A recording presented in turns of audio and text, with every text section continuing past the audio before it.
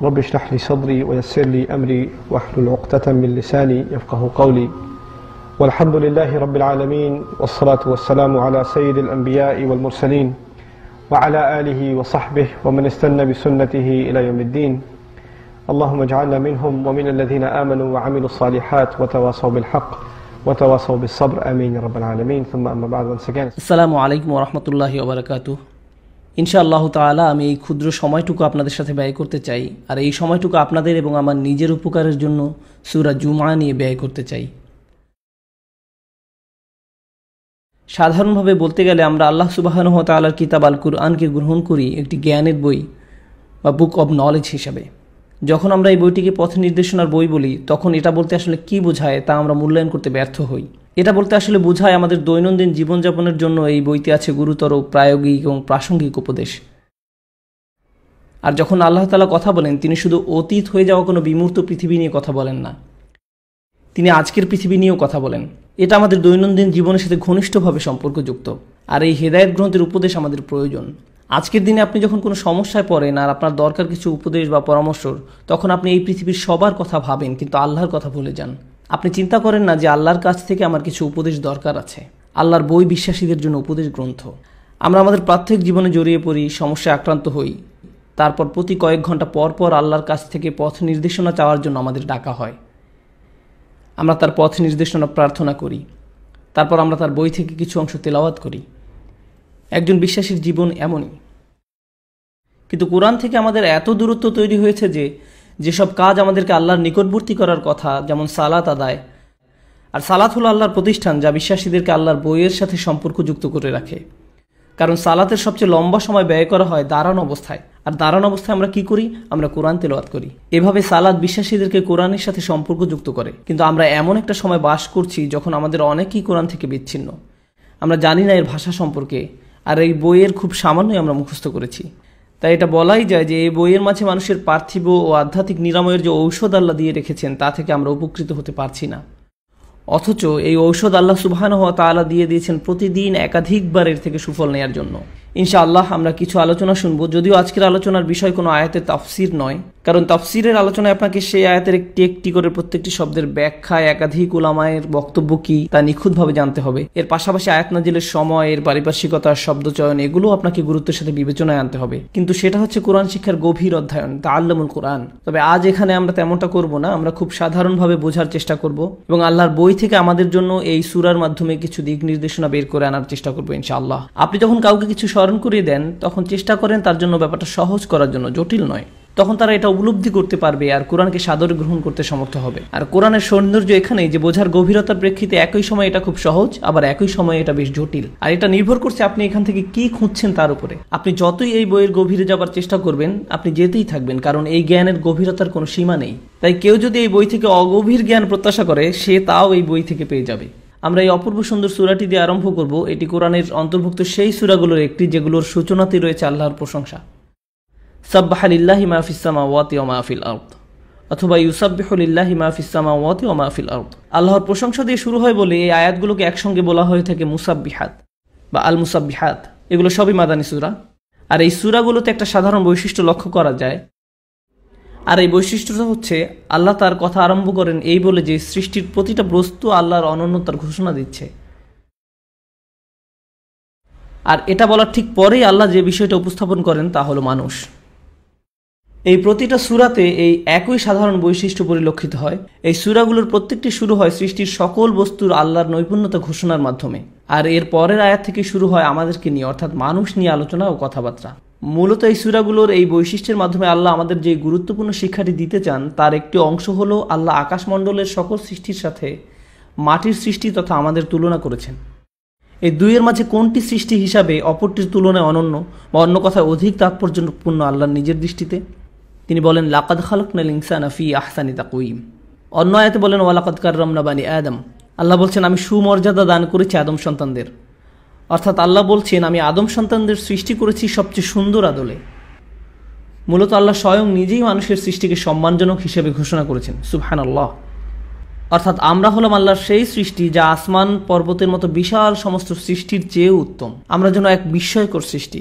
কিন্তু ঠিক একই সময়ে আল্লাহর অন্য সকল সৃষ্টি আল্লাহর আদেশ পালন করে চলছে কোনো ধরনের প্রশ্ন করা ছাড়াই। অন্য যে কোনো সৃষ্টি আল্লাহ আসমান ও জমিনকে বলেন আতাইনা তাওয়ান আও কারহান, আসো আমার সামনে আসো এবং আত্মসমর্পণ করো, সেটা তোমার পছন্দ হোক কি অপছন্দ। আর তারা বলে আতাইনা তাইন, আমরা আপনার কাছে আত্মসমর্পণ করলাম। তারা আল্লাহর কাছে পূর্ণরূপে আত্মসমর্পণ করে। কিন্তু সৃষ্টির সর্বোত্তম সৃষ্টি মানুষকে যখন আল্লাহ আদেশ করছেন পূর্ণরূপে আত্মসমর্পণের জন্য, তখন কি হচ্ছে? মানবকুলের অধিকাংশই আত্মসমর্পণ করছে না। যারাও বা আত্মসমর্পণ করছে তারাও কিন্তু পরিপূর্ণভাবে আত্মসমর্পণ করছে না। কখনো করছে তো কখনো করছে না। আমাদের অধিকাংশ ক্ষেত্রেই তো এটা সত্য। আল্লাহ সুবহানাহু ওয়া তাআলার প্রতি আমরা আংশিকভাবে আত্মসমর্পণ করছি। বলুন তো মুসাব্বিহাত সূরাগুলো কি মাক্কি না মাদানী? মাদানী। এগুলো মাদানী সূরা। আর কোরআনের মাদানী অংশের প্রাথমিক গ্রহীতা হলো অধিকাংশই মুসলিম। ঠিক যেভাবে কোরআনের মক্কি অংশের প্রাথমিক গ্রহীতা অধিকাংশই ছিল অমুসলিম, কুরাইশরা। কিন্তু মদিনায় মুসলমানরা ইতোমধ্যে একটি সংঘবদ্ধ সমাজ গড়ে তুলেছে। আর আল্লাহ যখন কথা বলছেন তখন এই সংঘবদ্ধ সমাজবদ্ধ মুসলিমদের নিয়েই কথা বলছেন। কথাগুলোর মধ্যে আছে আহকাম, নিয়মনীতি তথা মদিনার তৎকালীন মুসলিমদের সামাজিক ব্যাপারগুলো। এক কথা এই সূরাগুলো মূলত মদিনার তৎকালীন মুসলিমদের সামাজিক ব্যাপারগুলোর কথাই উল্লেখ আছে। আর এজন্যই আমি মুসাব্বিহাত সূরাগুলোর মধ্যে এই সূরাটি আজকের আলোচনার জন্য বাছাই করেছি, কারণ আমাকে বলা হয়েছিল মুসলিম যুব সমাজ নিয়ে কিছু কথা বলার জন্য, আর গতকাল আমি সেই বিষয় নিয়েই কথা বলেছি। তাও আজ আমি একই বিষয় নিয়ে একটু ভিন্ন আঙ্গিকে কথা বলতে চাই ইনশাআল্লাহ। এর পাশাপাশি মুসলিম কমিউনিটির ব্যাপারে এই একই দৃষ্টিভঙ্গি থেকেও আমি কিছু কথা বলতে চাই।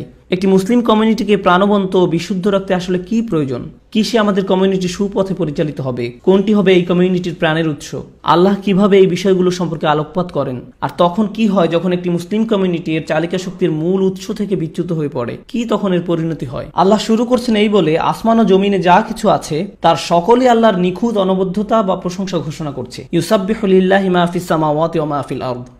আল মালিক, সমস্তই তার অধীনস্থ। আল কুদ্দুস, যিনি পবিত্র ও যাবতীয় পবিত্রতার উৎস। আল আজিজ, একচ্ছত্র অধিপতি। আল হাকিম, সকল জ্ঞানের অধিকারী। আল্লাহ সুবহানাহু ওয়া তাআলার 4টি গুণবাচক নামের উল্লেখ রয়েছে এই সূরার শুরুতে। এই সূরাটির ক্ষেত্রে এটি একটি অসাধারণ বিশেষত্ব, যেখানে অন্যান্য গুণবাচক নামের উল্লেখ থাকে 2টি, গাফুরুর রহিম, আজিজুন যুনতিকাম।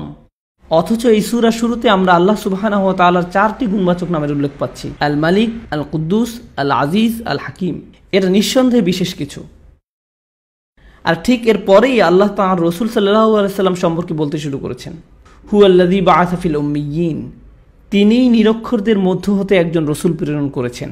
মনে রাখুন যে এগুলো হলো সেই সূরা যেখানে শুরুতে আল্লাহ কথা বলেন আসমান ও জমিন সম্পর্কে, আর ঠিক এর পরের আয়াতেই তিনি কথা বলেন মানুষকে নিয়ে। সাথে সাথেই তিনি উল্লেখ করেন যে তিনি মানুষের মাঝে নিয়োগ করেন তার রাসূল, তাদের মাঝে যারা কিছুই জানত না, উম্মিয়িন। এমনকি তারা জানত না লিখতে কিংবা পড়তেও। রাসূলাম মিনহুম, একজন রসুল যিনি মূলত তাদেরই একজন রসুল যিনি এসেছেন তাদেরই মধ্য থেকে। রাসূল শব্দটির অনুবাদ করা হয় বার্তাবাহক, যা একটি ইসম বা বিশেষ্য পদ। আরবি ব্যাকরণ যাকে বলা হয় ইসমে মুবালাগা। আর এটি যেই মানে বহন করে তা হলো রসুল হলেন সেই ব্যক্তি যিনি অত্যন্ত গুরুত্বপূর্ণ বার্তা বহন করেন আর অবিরতভাবেই তা প্রচার করতে থাকেন, বার্তা প্রচার করতে থাকেন। অর্থাৎ রসুল একটি বেশ গুরুত্ববহ শব্দ। ইয়াতলু আলাইহিম আয়াতিহি, তিনি প্রথম এই কাজটাই করেন, তিনি তাদেরকে তার অলৌকিক নিদর্শন সমূহ পড়ে শোনান। আল্লাহর অলৌকিক নিদর্শন। আগের আয়াতে আল্লাহর যে নাম উল্লেখ করা হয়েছিল তা হলো রাজা, আল মালিক। রাসূল সাল্লাল্লাহু আলাইহি সাল্লাম সম্পর্কে এই আয়াতে প্রথম যে জিনিসটা আমরা জানতে পারি তা হলো তিনি মানুষকে আল্লাহর নিদর্শন পড়ে শোনান। এটা অনেকটা রাজাদের চিহ্ন থাকে তার মতো। যেমন কোনো রাজ্যে গেলে যখন আপনি রাজ্যের সীমানায় প্রবেশ করেন তখন রাজ্যের পতাকা, রাজার বানানো স্মৃতিস্তম্ভ দেখতে পান, বর্দি পরা সেনা দেখতে পান, যেটা দেখে রাজার কথা মনে পড়ে, তাই না? এগুলো রাজত্বের চিহ্ন।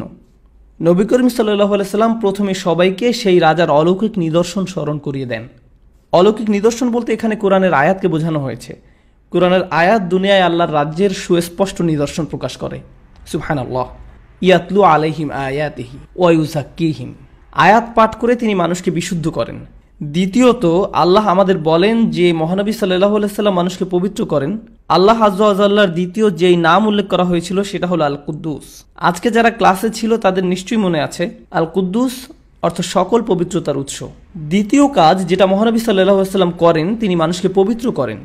ওয়া ইউআল্লিমুহুমুল কিতাবা ওয়াল হিকমা, তিনি মানুষকে আইন ও প্রজ্ঞা শেখান। কিতাব শব্দের অর্থ আমি বই না বলে আইন বলেছি, যেমন কুতিবা আলাইকুমুস সিয়াম, কাতাবাল্লাহু আলাইকুম। আরবিতে কাতাবা বলতে শুধু বই বোঝায় না, আইনও বোঝায়। তিনি মানুষকে এই বইয়ের শিক্ষা দেন। এর মধ্যে ধর্ম সংক্রান্ত নির্দেশনা, বিধিনিষেধ, ইসলামী শরিয়া সবই অন্তর্ভুক্ত। এই আইন কে দিতে পারেন? যার এই আইন দেওয়ার কর্তৃত্ব আছে তিনি। আগের আয়াতটিতে আল্লাহর যে তৃতীয় নাম উল্লেখ করা হয়েছিল সেটা হলো আল আজিজ, এবং যখন মহানবী সাল্লাল্লাহু আলাইহি ওয়াসাল্লাম বলেন ওয়ায়ুআল্লিমুহুমুল কিতাব, শেষে বলছেন আল হাকিম। আল্লাহ আযজা ওয়া জাল্লা শেষে তার যে নাম উল্লেখ করেছেন তা হলো আল হাকিম, সর্বজ্ঞানী। আর এখানে আল্লাহ বলছেন আল হিকমা। মহানবী সাল্লাল্লাহু আলাইহি ওয়াসাল্লাম রাজার বাণী তেলাওয়াত করেন, তিনি মানুষকে পবিত্র করেন, তিনি মানুষকে গ্রন্থ ও প্রজ্ঞা শিক্ষা দেন। প্রজ্ঞা শব্দটা আল্লাহ সুবহানাহু ওয়া তাআলার শেষ যে নাম উল্লেখ করা হয়েছে তার সাথে সম্পর্কযুক্ত। কিন্তু আমি চাই এই চারটা শব্দকে আপনারা গভীরভাবে উপলব্ধি করুন। অনুবাদ পড়ার সময় খুব দ্রুত আমরা এই শব্দগুলোকে অতিক্রম করে যাই। তিনি আয়াত তেলাওয়াত করেন, তিনি তাদেরকে পবিত্র করেন, তিনি তাদের গ্রন্থ শিক্ষা দেন এবং প্রজ্ঞা শিক্ষা দেন। তিনি আয়াত তেলাওয়াত করেন, তিনি তাদের পবিত্র করেন, তিনি তাদের গ্রন্থ শিক্ষা দেন এবং প্রজ্ঞা শিক্ষা দেন। এখানে একটা অন্তর্নিহিত ক্রম আছে। এই ক্রমের ব্যাপারে প্রথম যে জিনিস আমাদের জানা উচিত তা হলো ইব্রাহিম আলাইহিস সালাম এই একই দোয়া করেছিলেন। গত রাতে যারা সায়ানাতে মসজিদে আমার সাথে ছিলেন তারা জানেন যে সেখানে আমরা আল্লাহ সুবহানাহু ওয়া তাআলার সাথে ইব্রাহিম আলাইহিস সালামের যে কথোপকথন তা নিয়ে আলোচনা করেছিলাম। ইব্রাহিম আলাইহিস সালাম বলেছিলেন, রব্বানা ওয়াবআস ফীহিম রাসূলাম মিনহুম ইয়াতলু আলাইহিম আয়াতিক ওয়া ইউআল্লিমুহুমুল কিতাবা ওয়াল হিকমা ওয়া ইউযাক্কিহিম। ইব্রাহিম আলাইহিস সালাম তার বংশধরদের মধ্য থেকেই একজন রসুল প্রেরণের জন্য অনুরোধ করেছিলেন যে মানুষকে আল্লাহর আয়াত পড়ে শোনাবেন। এখানে কি আল্লাহ তাই বলেননি? মুহাম্মদ সাল্লাল্লাহু আলাইহি সাল্লাম আয়াত পাঠ করে শোনাবেন, তারপর তিনি কোরআন ও বিজ্ঞতা শিখাবেন, তারপর আল্লাহ বলছেন তিনি তাদেরকে কলুষতা মুক্ত করবেন। আমরা কি এখানেও কলুষতা মুক্ত হওয়া খুঁজে পাই না? হ্যাঁ পাই, কিন্তু একটা পার্থক্য আছে। কিন্তু এখানে আয়াতটা আবার শুনুন, তিনি আয়াত পাঠ করেন, তাদেরকে কলুষতা থেকে মুক্ত করেন এবং তিনি তাদেরকে কিতাব ও বিজ্ঞতা শিখান। ক্রমের মধ্যে একটা পার্থক্য আছে। ইব্রাহিম আলাইহিস সালাম যেভাবে দোয়া করেছিলেন, আল্লাহ যেভাবে সাড়া দিয়েছিলেন তা ভিন্ন। এটা আসলে প্রমাণ করে যে ইব্রাহিম আলাইহিস সালাম যে দোয়া করেছিলেন আল্লাহ তা কবুল করেছেন, এটা তার প্রমাণ। কিন্তু আল্লাহ শুধু তার দোয়া কবুলই করেননি, আল্লাহ আযজা ওয়া জাল্লা তার দোয়াকে নিখুঁত করেছিলেন। আল্লাহ সুবহানাহু ওয়া তাআলা যে ক্রমটা নাজিল করেছেন তা আরো ভালো। সেটা হলো তিনি আয়াত পাঠ করবেন, তাদেরকে কলুষতা মুক্ত করবেন এবং তারপর তাদের শিক্ষা দিবেন। সুতরাং প্রথমে মানুষকে পড়ে শোনানো, তারপরে সাফাই বা কলুষ মুক্ত করা, তারপরে শিক্ষা দেয়া। আমি আজকের আলোচনায় এই বিষয়ের উপরই গুরুত্ব দিতে চাই। এটার আসলে মানেটা কি? এই তিনটা ধাপের একটা পদ্ধতি। এটা তো আগেই বলেছি যে আল্লাহ ইব্রাহিম আলাইহিস সালামের দোয়া নিখুঁত করেছিলেন। এটা করার পিছনে কি বিজ্ঞতা আছে? এর পিছনে বেশ কিছু কারণ আছে। প্রথমটা হলো ইসলামের দাওয়াত, যেটা সবার হৃদয়কে নাড়া দেবে। এমনকি যারা তাদের মেয়ে শিশুকে জ্যান্ত কবর দিত, এটা তাদের হৃদয়কেও নাড়া দিয়েছিল। তারা অনেক খারাপ মানুষ ছিল, পরবর্তীতে তারাই অসাধারণ মানুষে পরিণত হয়েছিলেন। কোন জিনিস তাদের মধ্যে এমন পরিবর্তন ঘটালো? তাদের এই পরিবর্তন কিভাবে হয়েছিল? দুইটা জিনিস সেটা করেছিল। এটা ছিল মহানবী সাল্লাল্লাহু আলাইহি সাল্লামের চরিত্র এবং তার সাথে পৃথিবীর বুকে শোনা সবচেয়ে আশ্চর্যজনক বাণী যুক্ত হয়েছিল। সেটা হলো আল কোরআন, আল্লাহর বাণী, তাই না? এই দুইটা জিনিস একসাথে, মুহাম্মদ সাল্লাল্লাহু আলাইহি সাল্লামের অসাধারণ চরিত্র এবং তার সাথে কোরআন। আয়াতটা যদি আবার তেলাওয়াত করি, এটাতে বলা হয়েছে হুয়াল্লাযী বাআসা ফিল উম্মিয়িনা রাসূলা। মহানবী সাল্লাল্লাহু আলাইহি সাল্লামের কথা কি উল্লেখ করা হয়েছে? তার কথা উল্লেখ করা হয়েছে। আল্লাহ তাদের মধ্য থেকে একজন নবী প্রেরণ করেন, সুতরাং নবীর কথা উল্লেখ করা হয়েছে। এর ঠিক পরবর্তীতে কি উল্লেখ করা হয়েছে? ইয়াতলু আলাইহিম আয়াতিহি। সুতরাং মুহাম্মদ সাল্লাল্লাহু আলাইহি সাল্লামের উল্লেখ করা হয়েছে এবং তারপরে কি উল্লেখ করা হয়েছে? তিনি আয়াত পাঠ করেন, কোরআনের কথা উল্লেখ করা হয়েছে। এই দুইটা জিনিস, ইসলামের যিনি দাওয়াত দিচ্ছেন তার চরিত্র, মুনাদিয়া ইউনাদিলিল ঈমান, এবং তার কথা বলা সবচেয়ে শক্তিশালী কথা যেটা মানুষকে ইসলামের দিকে ডাকে। যখন এই দুইটা জিনিস একত্র হয়ে যায়, তখন সবচেয়ে খারাপের থেকে খারাপ মানুষও সবচেয়ে ভালোর চেয়ে ভালো হতে পারে। যদি কারো মধ্যে একরত্তি পরিমাণে ভালো থেকে থাকে, তাহলেও সেটা বের হয়ে আসবে। যখন এই দুইটা জিনিস একসাথে হয়, তখন আল্লাহ তার ইসলামের দাওয়াতে মানুষকে প্রভাবিত করার ক্ষমতা দিয়ে দেন।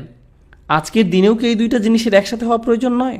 সুবহানাল্লাহ। আমাদের এমন দায়ী প্রয়োজন যারা উন্নত চরিত্রের অধিকারী। তারা শুধু তাদের কথায় সকলের জন্য আদর্শ নয়, বরং তাদের কাজেও। সর্বোপরি যখন তারা কথা বলে, তখন কি নিয়ে কথা বলে? কোরআন। ইয়াতলু আলাইহিম আয়াতিহি। মুহাম্মদ সাল্লাল্লাহু আলাইহি সাল্লাম প্রথমে এই কাজটাই করেছিলেন। তিনি মানুষকে আল্লাহর অলৌকিক বাণীর সাথে পরিচয় করিয়ে দিয়েছিলেন। আল্লাহর বাণী মানুষের উপর যেমন প্রভাব হয়, আর কারো কথার তেমন প্রভাব হয় না, কারো কথারই না। এটাই দাওয়াতের মূল উপাদান, যেটা আল্লাহ সুবহানাহু ওয়া তাআলার কিতাবে ব্যাখ্যা করা হয়েছে। সুতরাং প্রথম কাজ হলো মানুষকে আল্লাহর বাণীর সাথে পরিচয় করিয়ে দেয়া। যদি আল্লাহর বাণী সম্বন্ধে কিছু জেনে থাকেন, তাহলে এটা নিশ্চয়ই জানেন যে আল্লাহ একই বিষয়ে বিভিন্নভাবে বলেছেন। কারণ দুনিয়ায় অনেক ধরনের মানুষ আছে। একজন হয়তো একভাবে বুঝবে, কিন্তু আরেকজন আরেকভাবে।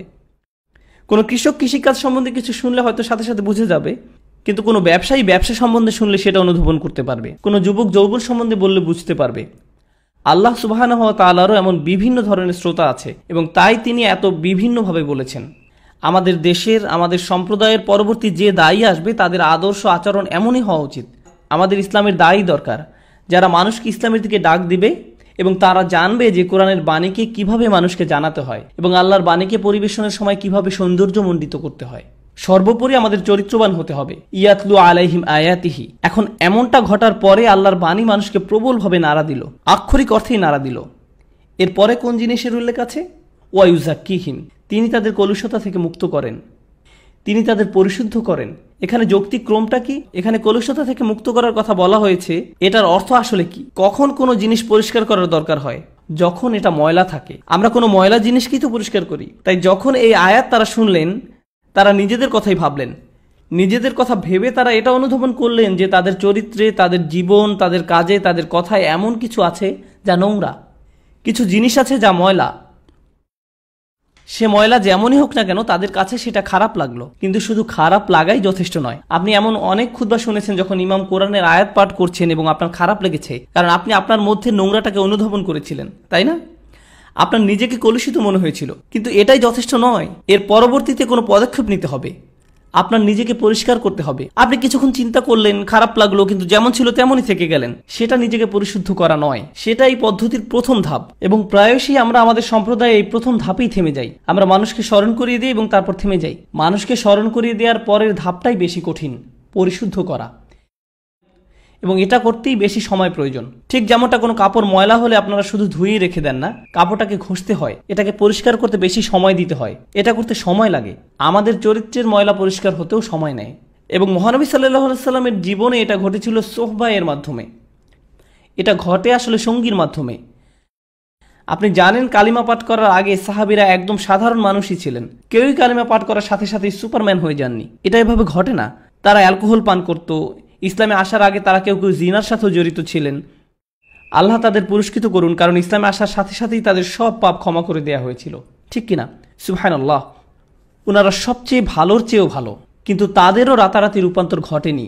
আল্লাহর বাণী তাদেরকে নাড়া দিয়েছিল। এটাকে যদি আমাদের সময়ের প্রেক্ষাপটে চিন্তা করি, কোনো ব্যক্তি আল্লাহর কিতাবের বাণী শুনলেন এবং কালিমা পাঠ করে মুসলিম হলেন, তার মানে কি এই যে ইতিমধ্যে সেই সব কলুষতা থেকে মুক্ত হয়ে গেছে? না, এর চেয়ে বেশি কিছু করার আছে। তারা সবচেয়ে বড় পদক্ষেপটা নিয়েছেন, তাই না? ইউজাক্কিহিম। এটা ঘটে সঙ্গীর মাধ্যমে। তারা ছিলেন রাসূল সাল্লাল্লাহু আলাইহি সাল্লামের সঙ্গী। অনবরত তারা পরামর্শ শুনেছেন, কিভাবে নিজেকে আরো ভালো করা যায় সেই ব্যাপারে পদক্ষেপ নিয়েছেন। তিনি তাদের আচরণকে সংশোধন করে দিচ্ছিলেন, কিভাবে প্রার্থনা করতে হবে বলে দিচ্ছিলেন। এটা বলো না, এটা বলো, এটা করো না, এটা করো, এটা খেও না, ওটা খাও, এটা ঘটলে এটা করো, ওটা ঘটলে ওটা করো। এটা মহানবী সাল্লাল্লাহু আলাইহি সাল্লামের সুন্নাত এবং এটা ইসলামী শিক্ষার একটা অংশ, যেটা বই পড়ে হয় না। ইউজাক্কিহিম। ইসলামিক শিক্ষার এই অংশটা কিভাবে ঘটে? সঙ্গীর মাধ্যমে। আপনার নিজেকে পরিশুদ্ধ করতে হলে ভালো সঙ্গীর সাথে থাকতে হবে।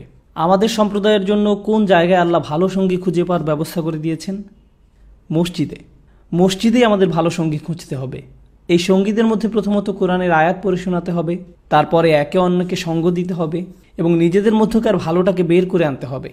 যখন এমন বন্ধুরা একসাথে হয় যে একজন তেমন ভালো নয়, তেমন ধার্মিক নয়, কিন্তু আরেকজন বেশ ধার্মিক, তখন একসাথে সময় কাটানোর ফলে যে ধার্মিক নয় সেও অপরজনের মতো ধার্মিক হয়ে যায়। অন্যজনের উপরে এর প্রভাব পড়ে। এর বিপরীতটাও অবশ্য সত্য। যদি আপনার সব বন্ধুই বিশৃঙ্খল ধরনের হয়, আপনি যদি তাদের সাথে দীর্ঘ সময় থাকেন, তাহলে আপনিও তাদের মতোই হয়ে যেতে পারেন। এখানে বলা হয়েছে ইউজাক্কিহিম, তাজকিয়া। এর যে উপাদানটা আমি এখানে তুলে ধরতে চাই তা হলো সঙ্গ, বিশেষ করে পণ্ডিত ব্যক্তিদের সঙ্গ। যদি আপনার সম্প্রদায়ের কোনো পণ্ডিত ব্যক্তি থেকে থাকেন, তাহলে কিভাবে তার সঙ্গী হওয়া যায় তা খুঁজে বের করুন। তাদের সাথে বসুন, তাদের সাথে সময় ব্যয় করুন। তারা যদি কোনো হালাকার ব্যবস্থা করে সেটাতে অংশগ্রহণ করুন। তাদের সাথে বসুন, তাদের সাথে সময় ব্যয় করুন। তাদের রাতের খাবারের জন্য বাসায় দাওয়াত দিন। আপনার সম্প্রদায়ের সেই জ্ঞানী ব্যক্তির সাথে পারিবারিক সম্পর্ক গড়ে তুলুন। এটা খুবই জরুরি। এটা নিজেকে পরিশুদ্ধ করার একটা অংশ। ভালো সঙ্গ, ইউজাক্কিহিম। এটাই কি যথেষ্ট? যদি এটাই যথেষ্ট হতো তাহলে এর বেশি আরো কিছু থাকতো না। তিনি আয়াত পাঠ করেন, তিনি তাদের পরিশুদ্ধ করেন এবং তারপরে আল্লাহ বলছেন তিনি তাদের গ্রন্থ এবং বিজ্ঞতা শিক্ষা দেন। সুতরাং পরের ধাপটা হলো শিক্ষা। ক্লাসে যাওয়া, হালাকায় বসা, শেখা, নোট নেয়া, স্মরণ রাখা, তাজবিদ পাঠ করা, তাফসির পাঠ করা, ফিকহ শিক্ষা করা, আকীদা শিক্ষা করা, হালাকায় বসা, পড়াশোনা করা, শেখা, এই পদ্ধতিতে শেখা শুরুতে না শেষে? এটা শেষে আসে। অধিকাংশ সময় এমন হয় যে আমরা শিখছি কিন্তু আল্লাহর বাণী আমাদের তখনও নাড়া দেয়নি। আমরা আরো ভালো সঙ্গী খুঁজছি না, আমাদের বন্ধুরা বিশৃঙ্খল, আমাদের সঙ্গীরা বিশৃঙ্খল, আমরা যেভাবে সময় ব্যয় করি সেটা ভীষণ বিশৃঙ্খল, কারণ আমরা শেখার ব্যাপারে বেশি সচেতন। আপনারা কি জানেন আমাদের আগে এক জাতি ছিল যারা শেখার ব্যাপারে সবচেয়ে সচেতন ছিল, অন্য কোনো ব্যাপারে নয়? বনি ইসরাইল। তারা জ্ঞানের ব্যাপারে খুবই সচেতন ছিল। তারা এত জ্ঞানী ছিল যে আল্লাহ বলছেন অহুম ইয়ালামুন, অর্থাৎ তাদের জ্ঞান ছিল। ইয়া আরিফুনাহু, তারা মহানবী সাল্লাল্লাহু আলাইহি সাল্লামকে চিনতে পেরেছিল। এটা তাদের জ্ঞানেরই নমুনা, তাই না? মিন বাদি মা আকালুহু, তারা যে পরবর্তীতে এটা বুঝতে পেরেছিল, এটা তাদের জ্ঞানের সাক্ষ্য বহন করে। আয়াতের পর আয়াত আমাদের বলছে যে বনি ইসরাইলদের অনেক জ্ঞান ছিল। আতাইনাহুম মিন আয়াতিনা, আতাইনাহু আয়াতিনা হবে আসলে, ঠিক কিনা? সূরা আল আরাফে আমরা জানি যে তাকে আয়াত দেয়া হয়েছিল, তাকে জ্ঞান দেয়া হয়েছিল, তার অনেক জ্ঞান ছিল। ফানসালাখা মিনহা, অথচ সে তা পরিহার করে বেরিয়ে গেছে। ঠিক। সুতরাং তৃতীয় ধাপটা হলো শক্তিশালী শিক্ষা। ইউ আল্লিমু ইউখবিরুর মতো নয়, মানুষকে শুধুমাত্র একটা বই দেয়া। ইউ আল্লিমু হলো মানুষকে শিক্ষা দেয়া। এই শব্দে যে তাসদিদ আছে এটা হলো বাবে তাফঈল, আরবি ব্যাকরণের তালিম থেকে ইউ আল্লিমু শব্দটি এসেছে, এবং এটা বোঝায় যে এই শেখাটা ধারাবাহিক, এটা বারবার ঘটতে থাকবে। নিয়মিত হালাকায় যাওয়া, নিয়মিত ক্লাস করা, নিয়মিত বিদ্বান ব্যক্তিদের সাথে বসা, নিয়মিত প্রশ্ন করা, নিয়মিত পড়া, এখানে শেখার ধারাবাহিকতার কথা বলা হয়েছে। আল্লাহ এটা বলেননি যে ইউতিহিমুল ইলম, নবী করিম সাল্লাল্লাহু আলাইহি সাল্লাম মানুষকে জ্ঞান দেন, আল্লাহ এটা বলেন নাই। আল্লাহ বলছেন ইউআল্লিমুহুমুল কিতাব, অর্থাৎ তিনি মানুষকে বই শিক্ষা দেন। সুতরাং এটার মধ্যে পার্থক্য আছে। এটা 3 ধাপের একটা পদ্ধতি। প্রথম ধাপ হলো ইসলামের দাওয়াত, এবং আপনাদের কি মনে আছে আমরা এর আগে কোন কার্যকর দাওয়াতের কথা বলেছিলাম? এটা ছিল স্বয়ং কোরআন। আল্লাহর গ্রন্থকে খুব কার্যকরভাবে উপস্থাপন করতে হবে। আল্লাহর গ্রন্থ মানুষের হৃদয়কে যেভাবে নাড়া দেয় আর কিছুই তার মতো পারে না। আল্লাহ আযজা ওয়া জাল্লা বলছেন এটা কোনো পর্বতের উপর নাজিল করা হতো তাহলে কি হতো? যদি আমি এই কোরআন পাহাড়ের উপর অবতীর্ণ করতাম তবে তুমি দেখতে যে পাহাড় বিনীত হয়ে আল্লাহর ভয়ে বিদীর্ণ হয়ে গেছে। এটাই হলো কোরআন, আল্লাহর বাণী, যেটা শুনে ওমর বিন খাত্তাব রাদিয়াল্লাহু তাআলা আনহু, যিনি নিজের কন্যা সন্তানকে জ্যান্ত কবর দিয়েছিলেন, তিনিও পালিয়ে গিয়েছিলেন। ইসলাম ধর্ম গ্রহণ করার আগে আল্লাহর বাণী শুনেই তিনি কাবা থেকে পালিয়ে গিয়েছিলেন। তিনি শুনেই পালিয়ে গিয়েছিলেন, তার উপর এত প্রভাব পড়েছিল। তুফাইল বিন আমর আদ-দাউসি কোরআন তেলাওয়াত শোনা মাত্র ইসলাম ধর্ম গ্রহণ করেছিলেন। উতবা ইবনে রাবিয়া ছিলেন ইসলামের শত্রু, মহানবী সাল্লাল্লাহু আলাইহি সাল্লামকে ভীষণ ঘৃণা করতেন। হামিম আস-সাজদা তেলাওয়াত করে শোনানো হয়েছিল তাকে, এবং তিনি ইসলাম গ্রহণ না করলেও কাঁদতে শুরু করেছিলেন। সুবহানাল্লাহ, কাফিরদের উপরেও কোরআনের কি প্রভাব ছিল। সুতরাং এটা খুবই শক্তিশালী একটা জিনিস। আল্লাহর বাণীর ক্ষমতাকে অবমূল্যায়ন করা উচিত নয়। যাই হোক, আল্লাহ বলছেন তিনি মানুষকে গ্রন্থ এবং প্রজ্ঞা শিক্ষা দেন। ওয়া ইন কানু মিন ক্বাবলু লাফি যালালিম মুবিন, এর পূর্বে তারা স্পষ্টতই বিভ্রান্তিতে ছিল, তারা ছিল পথহারা, তারা একটা গোলমেলে অবস্থার মধ্যে ছিল। আপনারা একটা মজার ব্যাপার জানেন, এই ইউনাইটেড স্টেটে এমন অনেক সম্প্রদায় আছে যারা তাদের মধ্যকার জ্ঞানী ব্যক্তিদেরকে, ইমামকে বা কোনো বক্তব্য দিতে আসলেই জিজ্ঞেস করে যে আমাদের কি করা উচিত। আমরা খুবই দিশেহারা। আল্লাহ এখানে বলছেন তোমরা আগে বিভ্রান্ত ছিলে, কিন্তু এখন সবকিছু সহজবোধ্য করার জন্য কোরআন পাঠানো হয়েছে। এটা কি সুস্পষ্ট নয়? এই 3 ধাপের পদ্ধতিটা খুবই সাধারণ, শুধু এটাকে অনুসরণ করো, এটাকে প্রাতিষ্ঠানিক রূপ দাও। এখানে প্রশ্ন করা যেতে পারে যে এটা কিভাবে করব, এটা করতে হলে আমাদের কার সাহায্য লাগবে, আমাদের মসজিদে এটা কিভাবে বাস্তবায়ন করা যাবে, এই প্রকল্পে কোন ধরনের মানুষ সাহায্য করতে পারবে। আল্লাহ সুবহানাহু ওয়া তাআলার বাণীকে যুবক সমাজের কাছে পরিবেশন করার প্রকল্প নিন। মহিলাদের হালাকায় এটা উপস্থাপন করুন, বয়স্কদের কাছে উপস্থাপন করুন, যারা ইংরেজি বলতে পারে না তাদের কাছে তাদের ভাষায় উপস্থাপন করুন, সর্বস্তরে উপস্থাপন করুন। মানুষ আমাদের কাছে আসবে এটা আশা করা উচিত নয়। আমাদের মানুষের কাছে যেতে হবে, এটা আমাদের শিখতে হবে। এমনটা বলবেন না যে আমরা আমাদের একটা অনুষ্ঠান আয়োজন করেছিলাম কিন্তু কেউ আসলো না। না, আমাদের তাদের কাছে যেতে শিখতে হবে। মহানবী সাল্লাল্লাহু আলাইহি সাল্লাম নিজের বাসায় থেকে সেখানে মানুষকে আসার দাওয়াত দিতেন না, সেটা ছিল একেবারে শুরুতে। তিনি মানুষকে রাতের খাবারের জন্য ডাক দিতেন, সেটাতে কাজ হলো না। তারপর তিনি কি করলেন? তিনি মানুষের কাছে যাওয়া শুরু করলেন। আমাদের আজকের মুসলিম উম্মতের মধ্যেও এমনটাই করতে হবে। ইয়াতলু আলাইহিম আয়াতিহি ওয়া ইউযাক্কিহিম ওয়া ইউআল্লিমুহুমুল কিতাবা ওয়াল হিকমা ওয়া ইন কানু মিন ক্বাবলু লাফি যালালিম মুবিন ওয়া আখারিনা মিনহুম লাম্মা ইয়ালহাকু বিহিম। খুবই শক্তিশালী একটা আয়াত, এবং তারা ছাড়াও আরো অনেকে আছে, মানে আরবরা ছাড়াও, সাহাবারা ছাড়াও আরো অনেকে আছে যারা এখনো তাদের পর্যায়ে যুক্ত হয়নি।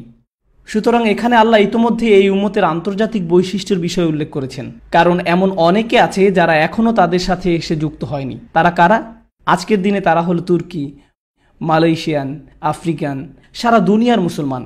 আল্লাহ খুব সাধারণ একটা শব্দ ব্যবহার করে সবার কথা বুঝিয়েছেন, এবং এই আয়াতের মধ্যে যে প্রজ্ঞা লুকিয়ে আছে তা হলো অন্যরা এসে ইসলাম ধর্মে যোগদান করার আগেই আমাদের এই পদ্ধতি চালু রাখা উচিত। কারণ যোগদান করার পরে তাদের কোন জিনিসটা সবচেয়ে দরকার হবে? এই 3 ধাপের পদ্ধতি। তাদের এই 3 ধাপের প্রক্রিয়ার প্রয়োজন পড়বে। আজকে যখন কেউ শাহাদা পাঠ করে মুসলিম হয়ে যায় এবং আমাদের মসজিদে আসে, আমাদের মসজিদে কি সেই প্রক্রিয়া চালু আছে? সেখানে কি এই প্রক্রিয়া সহজলভ্য? সেখানে কি কোরআনের আয়াতকে ব্যাখ্যা করা হয়? আজকে কি মিম্বার থেকে দাওয়াত দেওয়া হয়েছে? যদি হয়েও থাকে, তারপরে কি তাদের সঙ্গ দেওয়ার ব্যাপারটা নিশ্চিত করা হয়েছে যেন তারা নিজেদের পরিশুদ্ধ করতে পারে? এই পদ্ধতি কি প্রাতিষ্ঠানিক রূপ পেয়েছে? এটা একটা ঐশিক ক্রম, এটা আমাদের দেয়া হয়েছে, এটা খুবই কার্যকর। এটা কার্যকর করা হলে যে কোনো সম্প্রদায়ের জন্যই খুবই শক্তিশালী একটা সমাধান, এবং অবশ্যই এই কৌশল অনেক উদ্ভাবনী পর্যায়ে কার্যকর করা যায়, কিন্তু মূল নীতিমালা আশ্চর্যজনক। ওয়াহুয়াল আজিজুল হাকিম, এবং তিনি সর্বময় ক্ষমতার অধিকারী, সর্বজ্ঞানী। যালিকা ফাদলুল্লাহি ইউতিহি মান ইয়াশা, এটা আল্লাহর পক্ষ থেকে অনুগ্রহ এবং তিনি এটা যাকে ইচ্ছা দেন। এখানে অনুগ্রহটা হলো মহানবী সাল্লাল্লাহু আলাইহি সাল্লাম। তিনি যে পদ্ধতি ব্যবহার করতেন সেটা, তার পদ্ধতিটা কি ছিল? সেটা ছিল ইয়াতলু আলাইহিম আয়াতিহি ওয়া ইউযাক্কিহিম ওয়া ইউআল্লিমুহুমুল কিতাবা ওয়াল হিকমা। তিনি তাদের কাছে পাঠ করেন আয়াতসমূহ, তাদেরকে পবিত্র করেন এবং শিক্ষা দেন কিতাব ও হিকমত। এটাই আল্লাহর পক্ষ থেকে অনুগ্রহ, এবং তিনি এটা যাকে ইচ্ছা দান করেন। এর অর্থ হলো আমাদের এটা উপলব্ধি করতে হবে যে এই আয়াতগুলো ক্ষুদ্র কোনো বিষয় নয়, এগুলো আল্লাহর অনুগ্রহ। তিনি এটা যে কাউকে দিতে পারতেন, কিন্তু তিনি এটা আমাদের দিয়েছেন। ইউতিহি মান ইয়াশা ওয়াল্লাহু যুল ফাদলিল আযীম। সবকিছুই আল্লাহর অধিকারে রয়েছে, তার কাছেই অনুগ্রহ করার চূড়ান্ত ক্ষমতা। এরপরে তিনি যারা এই কার্যধারা হারিয়েছে তাদের কথা বলছেন। কারা এই মানুষগুলো? বনি ইসরাইল, যাদের উপরে তাওরাতের বোঝা দেয়া হয়েছিল, তারাই সেই উদাহরণ। তাদেরকে আল্লাহর গ্রন্থ দেয়া হয়েছিল, তাদেরকে আয়াত দেয়া হয়েছিল, তাদের উচিত ছিল আয়াত পাঠ করা, নিজেদের পরিশুদ্ধ করা, শিক্ষা দেয়া, কিন্তু তারা সেটা বহন করেনি। কিভাবে সেই বোঝা বহন করতে হবে তার রূপরেখা ইতিমধ্যেই দেওয়া হয়েছে, তাই না? আমি আর সেটা পুনরাবৃত্তি করব না, কারণ এটা ইতিমধ্যেই আপনাদের মনে গেঁথে যাওয়া উচিত। তারা সেই বোঝা বহন করেনি। কামাসালিল হিমারি ইয়াহমিলু আসফারা, এটা যেন গাধার পিঠে বইয়ের বোঝা, তাদের পিঠে বইয়ের স্তূপ। এটা তেমন মানুষের মতো যাদের কাছে অনেক অনেক জ্ঞান আছে, বা তারা অনেক ফতোয়ার ওয়েবসাইটে ঢুকতে পারে, হাদিস, কোরআন বা তাফসীর খুঁজে দেখে, কিন্তু এর কোনোটাই গ্রহণযোগ্য নয়, কারণ এটা অনেকটা গাধার পিঠে বইয়ের বোঝার মতো। তারা নিজেদের পরিশুদ্ধ করেনি, আল্লাহর আয়াত তাদের নাড়া দেয়নি, আর আল্লাহর আয়াত যখন তাদের সামনে পাঠ করা হয় তাদের ঈমান বেড়ে যায়। এর কিছুই সেখানে ঘটেনি। যেখানে আয়াত পাঠ করা হলে তাদের ঈমান বৃদ্ধি পাওয়ার কথা, সেখানে তাদের সাথে এমনটা ঘটে না। এটা তাদের কাছে শুকনা জ্ঞান, এটা শুধু কোনো মজার একটা তথ্য বা বক্তব্য দেওয়ার সময় আওড়ানোর জন্য শেখার বিষয়। তারা আল্লাহর আয়াতকে এর মধ্যে সীমাবদ্ধ করে ফেলেছে, সুবহানাল্লাহ। তাই এখানে আল্লাহ বলছেন তারা সেই বোঝা বহন করেনি। কামাসালিল হিমারি ইয়াহমিলু আসফারা, সেই গাধার মতো যার পিঠে বইয়ের বোঝা। বিইসা মাসালুল কওমিল্লাযীনা কাযযাবু বিআয়াতিল্লাহ, এই কথাগুলো ভয় পাওয়ার মতো। কি জঘন্য সেই জাতির উদাহরণ। আল্লাহ এখানে বনী ইসরাইলদের কথা বলেননি, তিনি বলেছেন জাতি। তিনি এখানে একটা জাতিবাচক শব্দ ব্যবহার করেছেন। আর যখন তিনি এটা সাধারণ জাতিবাচক শব্দ ব্যবহার করেন, এর মানে কি জানেন? এর মানে হলো এটা হবে যে কেউ যারাই এই কাজটি করে। কি জঘন্য সেই জাতির উদাহরণ। আল্লাহ এখানে বনী ইসরাইলদের কথা বলেননি, তিনি বলেছেন জাতি। তিনি এখানে একটা জাতিবাচক শব্দ ব্যবহার করেছেন। কি জঘন্য সেই জাতি যারা আল্লাহর আয়াতকে মিথ্যা সাব্যস্ত করে। তারা আল্লাহর আয়াতের সাথে সুবিচার করেনি, তারা আল্লাহর আয়াত নিয়ে সত্য কথা বলেনি। আল্লাহ আমাদেরকে ক্ষমা করুন যেন আমরা তেমন না হই। আল্লাহু লা ইয়াহদিল কওমাজ জালিমিন, যারা আল্লাহর গ্রন্থকে যথার্থ মূল্য দিতে পারে না তাদের চূড়ান্ত শাস্তি কি? যখন আল্লাহ তাদের গ্রন্থ দিয়েছিলেন, কিভাবে এর শিক্ষাকে জীবনে, সমাজে, সম্প্রদায়ে কার্যকর করতে হবে তাও বলে দিয়েছিলেন। দোজখে শাস্তি পাওয়ার আগে তাদের শাস্তি হলো আল্লাহ তাদেরকে পথ দেখাতে অস্বীকার করেছেন, কারণ আল্লাহ তাদের পথ প্রদর্শন করেছিলেন এবং তারা সেটার যথার্থ মূল্যায়ন করেনি। তাই আল্লাহ বলছেন আল্লাহু লা ইয়াহদি, আল্লাহ কোনো ভ্রান্ত জাতিকে পথ প্রদর্শন করেন না। আল্লাহ তাদের দিয়েছিলেন এবং তারা এর যথার্থ মূল্য দেয়নি, তাই সেই দরজা বন্ধ হয়ে গেছে। এই কারণেই আল্লাহ যখন আমাদের কোনো উপহার দেন, আমাদের উচিত সেটার যথার্থ মূল্যায়ন করা। আমরা মন থেকে আল্লাহর কাছে চাই যে তিনি যেন আমাদের তাঁর গ্রন্থের পথ নিদর্শন করেন, মহানবী সাল্লাল্লাহু আলাইহি সাল্লামের সুন্নাতের যথার্থ মর্ম উপলব্ধি করার তৌফিক দান করেন। কুল ইয়া আইয়ুহাল্লাযীনা হাদু, ইহুদি সম্প্রদায়কে বলে দিন, কুল ইয়া আইয়ুহাল্লাযীনা হাদু। সেই সময় ইহুদি সম্প্রদায়কে বলতে বলা হয়েছে, ইন জাআনতুম আন্নাকুম আউলিয়াউ লিল্লাহ, যদি তোমরা নিশ্চিত হয়ে থাকো যে আল্লাহ তোমাদের রক্ষা করবেন, তোমরা আল্লাহর খুব কাছের, তোমরা আল্লাহর প্রিয় বন্ধু। আর এটা খুব সুন্দরভাবে আগের আয়াতের সাথে সম্পর্কযুক্ত। আপনারা খেয়াল করে থাকবেন যে যখন কোনো সম্প্রদায়ের ধর্মের সত্যিকারের ভাবার্থটাকে হারিয়ে ফেলে এবং ভাষা জ্ঞানই শুধু অবশিষ্ট থাকে, তখন যেখানে আল্লাহর প্রতি ভয় থাকার কথা সেখানে একটা শূন্য অনুভূতি হয়। যেখানে আল্লাহর প্রতি সশ্রদ্ধ ভয় থাকার কথা, যেখানে অবিরত আল্লাহকে স্মরণ করার তাড়না থাকার কথা, সেখানে যখন আল্লাহকে ভয় স্মরণ কোনোটাই অবশিষ্ট থাকে না, যখন একটা সম্প্রদায়ের কোনোটাকেই গুরুত্ব দেওয়া হয় না, তখন একটা জিনিস অবশিষ্ট থাকে, আর তা হলো মিথ্যা অনুমান। কারণ আল্লাহর সত্যিকারের ভালোবাসা, ভয় স্মরণ আর সেখানে নেই, পাত্রটা ফাঁকা। তাই অন্য জিনিস সেই পাত্রটাকে ভর্তি করে। এর মধ্যে অন্যতম জিনিস হলো আমল, মিথ্যে আশা। অন্যতম মিথ্যে আশা হলো আমি যত খারাপই হই না কেন, অন্তত আমি লা ইলাহা ইল্লাল্লাহু মুহাম্মাদুর রাসূলুল্লাহ সাল্লাল্লাহু আলাইহি ওয়াসাল্লাম বলেছি, তাই আমি যা ইচ্ছা তাই করতে পারি। আমার একটা মদের দোকান আছে, কিন্তু এই কাজটা তত খারাপও নয়। অন্তত আমি কালিমা বলি, অন্তত আমি আমার আয়ের অর্ধেক রমজান মাসে মসজিদে দেই। আস্তাগফিরুল্লাহিল আযীম। আপনি আপনার মদের দোকানে টাকা মসজিদে দিচ্ছেন, সেই মসজিদে আরো কত ফিতনার জন্ম দিবে কোনো ধারণা আছে কি আপনার? আপনারা কি জানেন ইসলাম ধর্ম প্রবর্তনের আগে বন্যায় কাবাঘর ক্ষতিগ্রস্ত হয়ে গিয়েছিল এবং কুরাইশরা কাবাকে পুনর্নির্মাণ করার জন্য অর্থ সংগ্রহ করছিল।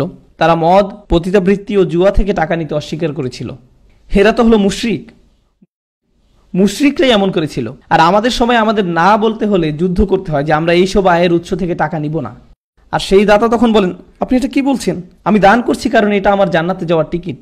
আমি টাকা দিচ্ছি যেন আমি আমার হারাম ব্যবসার মালিক হওয়ার জন্য ভালো বোধ করতে পারি। এমনটাই ঘটে। সুবহানাল্লাহ। আমরা এখন এই পর্যায়ে উপনীত হয়েছি। সুতরাং তারা ধারণা করে যে তারা আল্লাহর আউলিয়া। আল্লাহ বলছেন মিন দুনিন নাস, অন্য মানুষদের তুলনায় তোমরা বিশেষ দল, তোমরা সেই দল যাদের আল্লাহ সত্যিই ভালোবাসেন। যদি এটাই তোমাদের ধারণা হয়ে থাকে, ফাতামান্নাউল মাউত, তবে মৃত্যু কামনা করো, তবে বিনা দ্বিধায় মৃত্যু কামনা করো। বিশ্বাসীরা যারা সত্যি আল্লাহকে বিশ্বাস করেন, যারা সত্যি হৃদয় ঈমান অনুভব করেন, কুরআনে উল্লেখ করা তাদের অন্যতম একটি দোয়া কিভাবে শেষ হয়েছে জানেন? খুবই চমৎকার একটা দোয়া, ওয়া তাওয়াফানা মাআল আবরার, আমাদেরকে ধার্মিক হিসাবে মৃত্যু দান করুন। এটা মৃত্যু চেয়ে দোয়া, কিন্তু কি ধরনের মৃত্যু? ধার্মিক হিসেবে। আল্লাহ বলছেন তোমরা যদি সত্যিই ততটা ধার্মিক হয়ে থাকো, যদি তোমরা আল্লাহর বন্ধু হয়ে থাকো, তবে তোমাদের কি কামনা করা উচিত?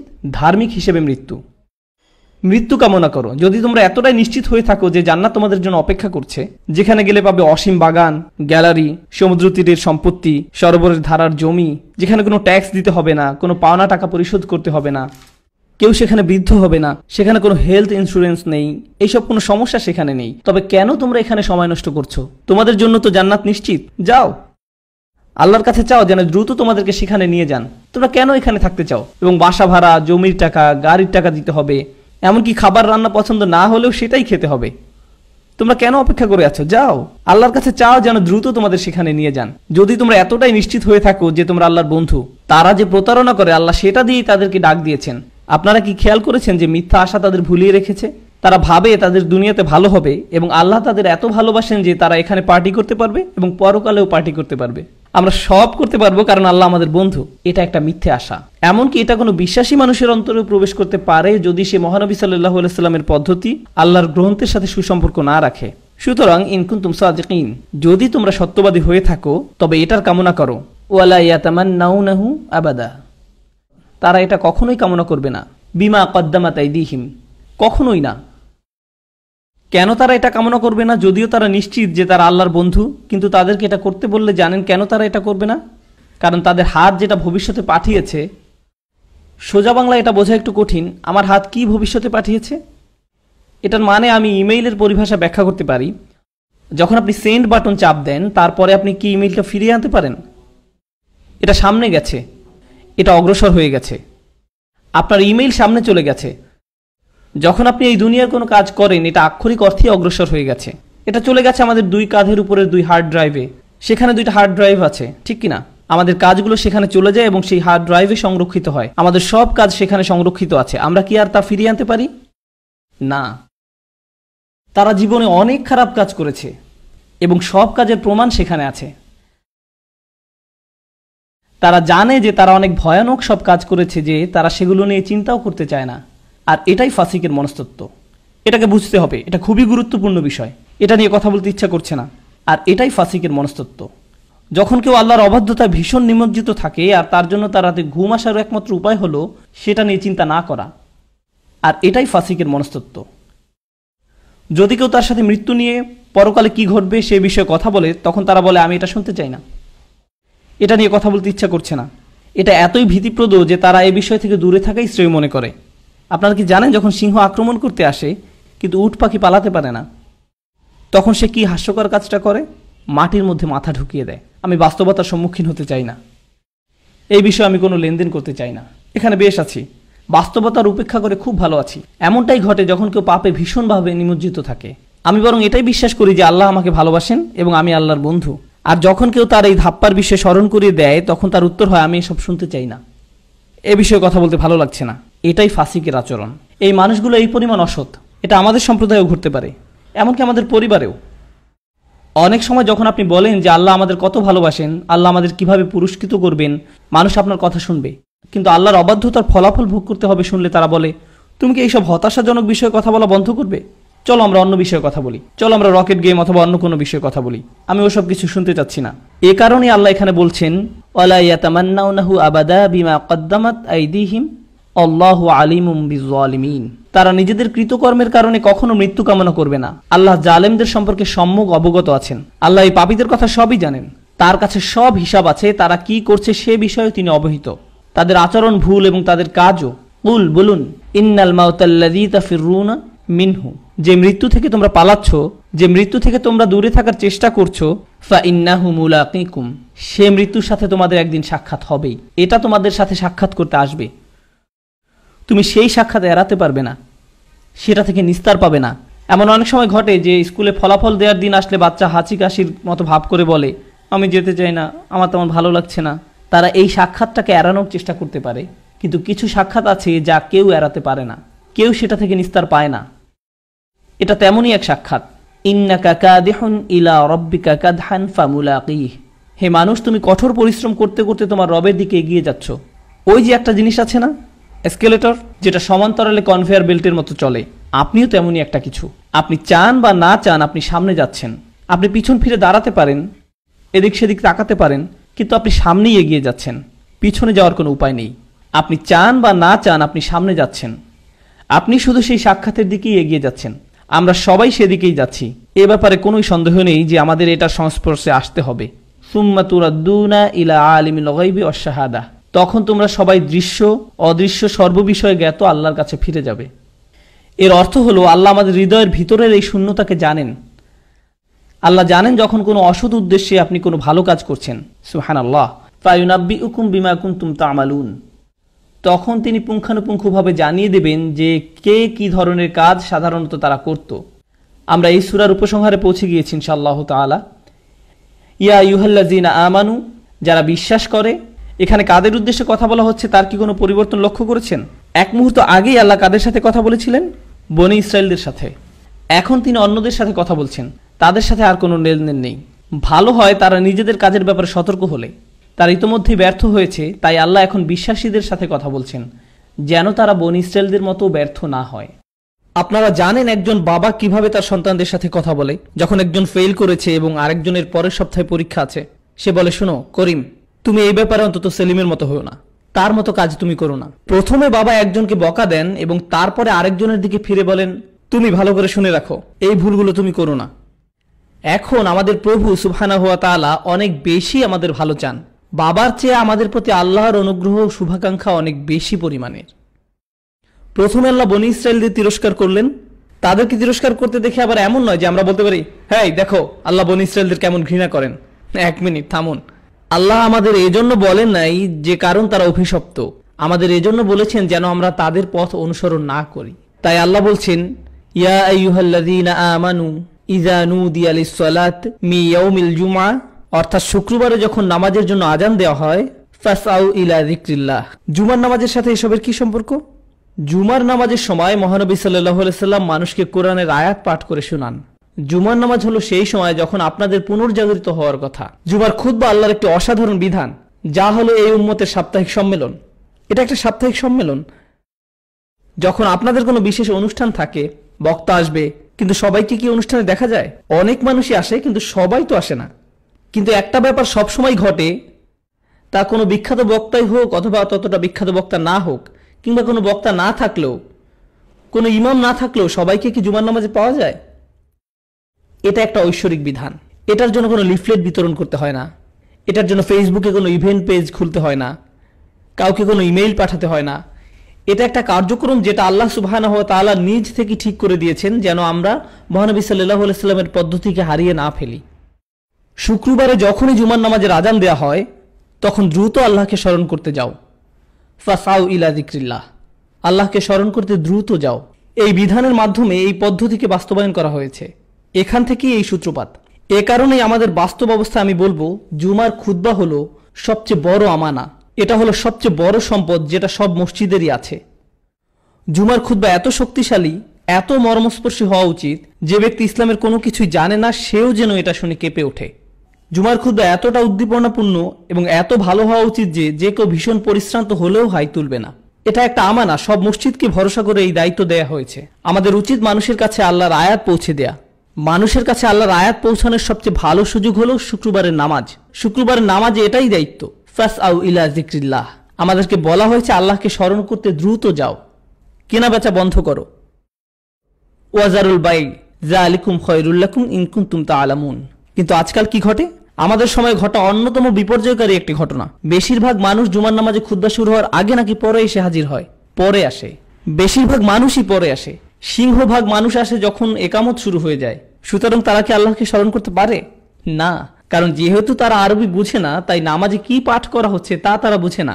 একমাত্র যে জিনিসটা তারা হয়তো বা বুঝতো সেটা কি? খুতবা। কিন্তু তারা তো সে সময় আসেনি। তাই আমাদের এখন আগে আসার ব্যাপারে খুতবা দেয়া দরকার, যেন আমরা এই প্রথাকে পুনরুজ্জীবিত করতে পারি। আমাদেরকে এটা শুরু করতে হবে। যদি তাদের আসতে 5 মিনিট দেরি হয় তবে খুতবাও 5 মিনিট অতিরিক্ত বলতে হবে। খুবই দৃঢ়ভাবে বলতে হবে যে কেন আমাদের খুতবার আগে আসা দরকার এবং এটা আল্লাহর কাছে কতটা গুরুত্বপূর্ণ। আমাদের জন্য তিনি এটাকে কতটা গুরুত্বপূর্ণ করেছেন যে আমাদের আল্লাহর স্মরণে দ্রুত যেতে বলেছেন এবং আমাদের কেনাবেচা বন্ধ রাখতে বলেছেন। তখন তোমরা যদি জানতে যে এটা করাই তোমাদের জন্য ভালো। তারপর আল্লাহ সুবহানাহু ওয়া তাআলা পরিশেষে মহানবী সাল্লাল্লাহু আলাইহি সাল্লামকে একটা উদাহরণ দিয়েছেন। ফাইযা কুদিয়াতিস সালাতু ফান্তাশিরু ফিল আরদ ওয়াবতাগু মিন ফাদলিল্লাহ। নামাজ শেষ হয়ে গেলে তোমরা পৃথিবীতে ছড়িয়ে পড়ো এবং আল্লাহর অনুগ্রহ সন্ধান করো। তোমাদের কাজে ব্যবসায় ফিরে যাও। ওয়াবতাগু মিন ফাদলিল্লাহ। কিন্তু আল্লাহ আরো বলছেন ওয়াজকুরুল্লাহ কাসীরা, অর্থাৎ আল্লাহকে বেশি করে স্মরণ করো। আপনারা কি জানেন কিভাবে এক ব্যক্তি আল্লাহকে বেশি স্মরণ করতে পারে? বেশিরভাগ সময় জুমার নামাজ শেষ হয়ে গেলে আপনাদের মনে হয় যে দিনের ধর্মকর্ম সব শেষ, এখন আমি পার্টি করতে পারি। সর্বোপরি আজ তো শুক্রবার রাত, বিশেষ করে আমেরিকাতে এমন ঘটে, ঠিক না? কিন্তু খুতবাটা যদি খুব শক্তিশালী হয় তাহলে সেটা অন্তত ওই দিনটা পর্যন্ত আপনার সাথে টিকে থাকে। এভাবেই আল্লাহকে বেশি স্মরণ করা হয়। তাই আল্লাহ বলছেন ওয়াজকুরুল্লাহ কাসীরা লাআল্লাকুম তুফলিহুন, যেন তোমরা সফলকাম হও। আল্লাহ যেন আমাদেরকে সফলকামদের মধ্যে একজন করেন। ওয়া ইযা রাউ তিজারাতান আও লাহওয়া। এবং এটা মহানবী সাল্লাল্লাহু আলাইহি সাল্লামের জীবনে একটা বিশেষ ঘটনা যে যখন তিনি খুতবা দিচ্ছিলেন তখন একটা ব্যবসায়িক কাফেলা সে জায়গা অতিক্রম করে যাচ্ছিল এবং মানুষ সেই কাফেলার দিকে দৌড়ে গিয়েছিল। মানুষ এখনো সেই কাজটাই করে। তারা নামাজের সালাম দেয় এবং সালাম শেষ হওয়া মাত্র তারা খুঁজতে থাকে যে তাদের জুতাটা আসলে কোথায় আছে। তারা তাড়াহুড়া করে, দৌড়াও, খুব দ্রুত এখান থেকে বের হতে হবে। আমরা নিজেদের মধ্যে এই আচরণ গড়ে তুলেছি। তারা ব্যবসার দিকে তাড়াহুড়া করে যায়। তারা কুকা কাইমা, তারা ওই দিকে দৌড়ে গেল এবং আপনাকে দাঁড়ানো অবস্থায় রেখে। কুল মা ইনদাল্লাহি খায়র, তাদেরকে বলুন আল্লাহর কাছে যা আছে তা তুলনামূলকভাবে ভালো। আল্লাহর কাছে কি আছে? এমনকি আল্লাহ এটা বলেন নাই যে মহানবী সাল্লাল্লাহু আলাইহি সাল্লামের কাছে যা আছে তা তুলনামূলকভাবে ভালো। তিনি বলেছেন আল্লাহর কাছে যা আছে তা তুলনামূলকভাবে ভালো। এবং আল্লাহর কাছে আছে ওয়াল্লাহু ইনদাহু হুসনুল মাআব, আল্লাহর কাছে আছে পুরস্কার, জান্নাত। তোমরা কোন ব্যবসার চুক্তি করতে পারবে যেটা তোমাদেরকে জান্নাতে নিতে পারবে? কি করলে সেখানে যেতে পারবে? আসো তোমাদেরকে আরো ভালো কিছু দেখাই। কুল মা ইনদাল্লাহি খায়রুম মিনাল্লাহি ওয়া মিনাত তিজারা। এটা যে কোনো বিনোদন, যে কোনো সিনেমা যেটা শুরু হবে 2:45-এ আর জুমার নামাজ শেষ হবে 2:15-তে। সুতরাং আপনার কাছে আছে মাত্র 30 মিনিট সময় সিনেমা হলে যাওয়ার জন্য। এটা তার চেয়ে ভালো, যে কোনো বিনোদনের চেয়েও ভালো।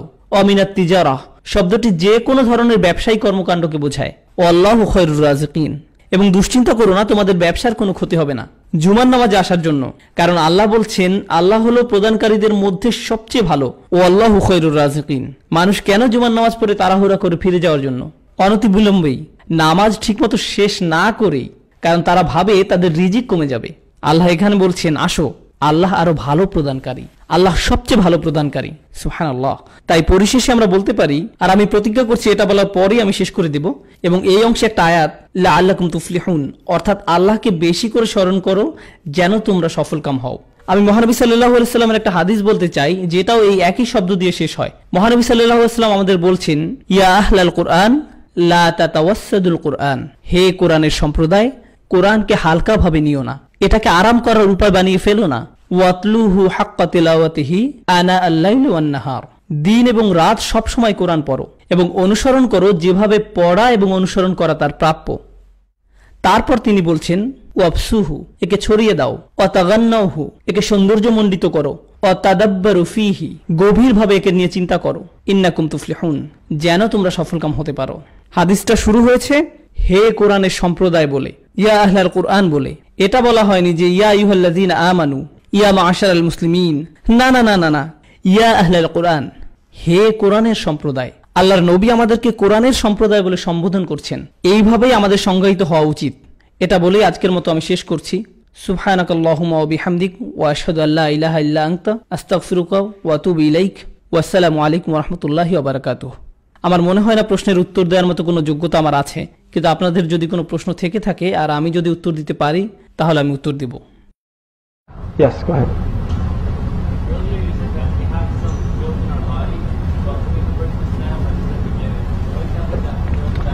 এটা শর্ত সাপেক্ষ। যখন আমরা ইসলাম গ্রহণ করি তখন আমাদের সব পাপ ক্ষমা করে দেয়া হয়, কিন্তু তার মানে এই না যে আমরা পরিশুদ্ধ হয়ে গেছি। অন্যভাবে বললে আমাদের আচরণ যেমন ছিল তেমনই আছে। উদাহরণস্বরূপ বলা যায়, আমরা যদি মদে আসক্ত হয়ে থাকি, কালেমা পাঠ করলেই কি এই আসক্তি পুরোপুরি চলে যায়? আপনি যদি ড্রাগে আসক্ত হয়ে থাকেন, না, কালেমা পাঠ করলেই কি আপনি তার প্রতি বিমুখ ভাব পোষণ করতে শুরু করবেন?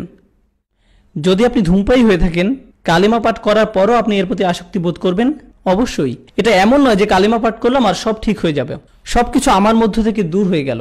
আল্লাহর ঐশ্বরিক সাহায্য আসবে, কিন্তু এই সব অভ্যাস ত্যাগ করার চেষ্টা করতে হবে। নিজের মধ্যে থেকে এসব খারাপ অভ্যাসকে পরিষ্কার করতে হবে। পূর্বে যে খারাপ কাজ আপনি করেছেন তার জন্য আপনাকে আর জবাবদিহিতা করতে হবে না, কিন্তু এখন আপনাকে এটা নিশ্চিত করতে হবে যে আপনি আর সেই খারাপ কাজে ফিরে যাচ্ছেন না। যদিও আগে আপনি অনেকদিন যাবত ওই কাজগুলো করে আসছিলেন। আপনারা কি পাভলোর ক্লাসিক্যাল কন্ডিশনিং জানেন? একটা কাজ বারবার করতে করতে আপনার অভ্যাস হয়ে যায়, এভাবেই আপনি কাজ করেন। এই খারাপ কাজ থেকে বের হয়ে আসতে সত্যি অনেক চেষ্টা করতে হয়। যুবকদের মধ্যে একটা খুবই খারাপ অভ্যাস আছে, কোনো এক সময় যখন বাবা মা আশেপাশে থাকে না তখন তারা কম্পিউটার নিয়ে বসে। এটা একটা খারাপ অভ্যাস। কিছু নির্দিষ্ট বন্ধু আছে, যখন আপনি তাদের সাথে থাকেন তখন খারাপ ব্যাপারগুলো ঘটে। এটা একটা খারাপ অভ্যাস, এবং এটা সবসময় করতে করতে এটা আপনার জন্য একটা চক্রের মতো হয়ে যায়। আপনাকে এই চক্র থেকে বের হয়ে আসতে হবে। আপনার নিজেকে পরিষ্কার করতে হবে ভালো সাহচর্যের মাধ্যমে। আল্লাহ যেন আমাদেরকে ভালো সঙ্গী দান করেন। শেষে আপনি যে হাদিস উল্লেখ করলেন সেখানে বলা হয়েছে কোরআনকে বিনোদন হিসেবে না নিতে, কিন্তু যদি এমন হয় যে যে কেউ উপভোগ করে? না না, এখানে বলা হয়নি যে বিনোদন হিসেবে না নিতে, এখানে বলা হয়েছে হালকাভাবে না নিতে, বা কোরআনকে বিনোদনে পরিণত করে ফেলো না। হাদিসে তেমন কিছু বলা হয়নি। সেখানে বলা হয়েছে লা তাতাওয়াসসাদুল কুরআন। আরবিতে তাতাওয়াসসাদু শব্দের বেশ কিছু মানে আছে, তার মধ্যে অন্যতম হলো এটাকে বালিশ বানিয়ে ফেলো না। এর অর্থ হলো এটা ভাবা যে ঠিক আছে, আমরা তো কোরআনের সম্প্রদায়, সুতরাং আমাদের মাফ করে দেয়া হয়েছে, এখন আমি আরাম করতে পারি। না, এখন আরাম করো না। এটা একটা গ্রন্থ যেটা সংগ্রাম এবং গভীরভাবে চিন্তার দাবি রাখে, সুতরাং এটার প্রতি শিথিলতা না দেখানো। অবশ্যই আমরা কোরআন তেলাওয়াত উপভোগ করি, কিন্তু তা সত্ত্বেও আমি এখানে বিনোদন শব্দটা ব্যবহার করব না।